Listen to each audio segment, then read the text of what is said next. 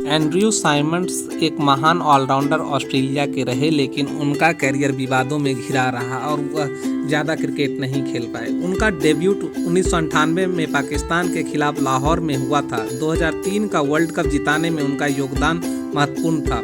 वह middle order में batting करने के लिए आते और अपने पावरफुल हिटिंग एबिलिटी के कारण रन रेट को ऊपर रखते थे। वह एक बहुत अच्छे फील्डर और स्लो मीडियम पेसर भी थे। उनका जन्म इंग्लैंड में हुआ था और उनके पिता वेस्टइंडीज मूल के थे। इस होनहार क्रिकेटर का करियर ज़्यादा लंबा नहीं रहा। उनमें क्षमता ज़्यादा था, वह ऑस्ट्रेलिया के लिए और लंबा खेल सकते थे।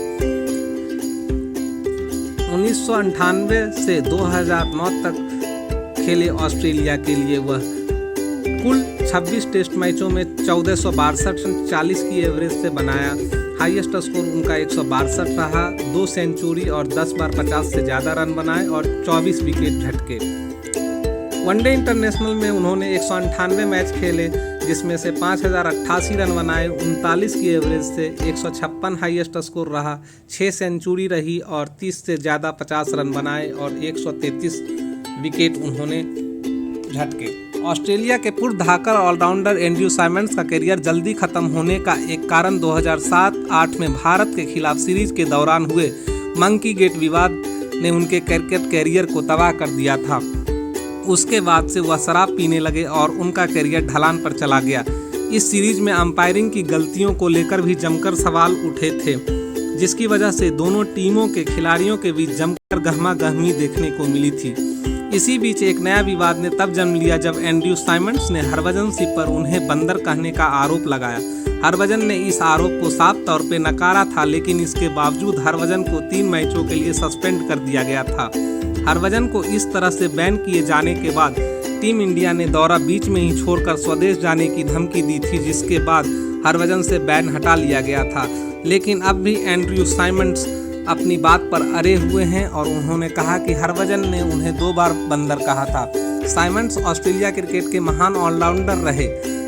शराब पीते हुए पाए जाने की वजह से 2009 वर्ल्ड कप T20 से साइमंड्स को वापस ऑस्ट्रेलिया भेज दिया गया था और क्रिकेट ऑस्ट्रेलिया ने उनका कॉन्ट्रैक्ट खत्म कर दिया था।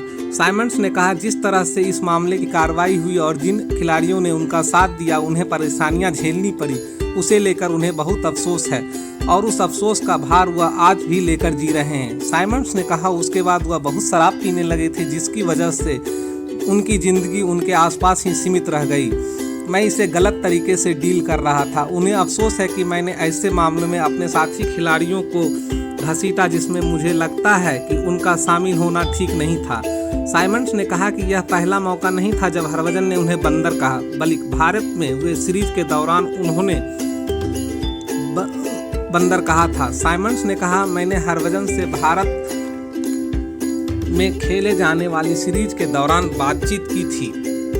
भारत में भी बंदर कहने पे साइमंड्स भारत के ड्रेसिंग रूम में गए और कहा, क्या मैं हरभजन से 1 मिनट बात कर सकता हूँ?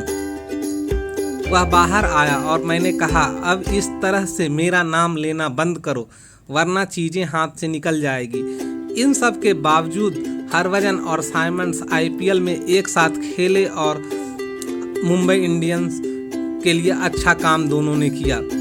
इस तरीके से एक होनहार प्लेयर एंड्रयू साइमंड्स का क्रिकेट कैरियर लंबा नहीं खींच पाया और कुछ विवादों की वजह से वह ज़्यादा क्रिकेट नहीं खेल पाए।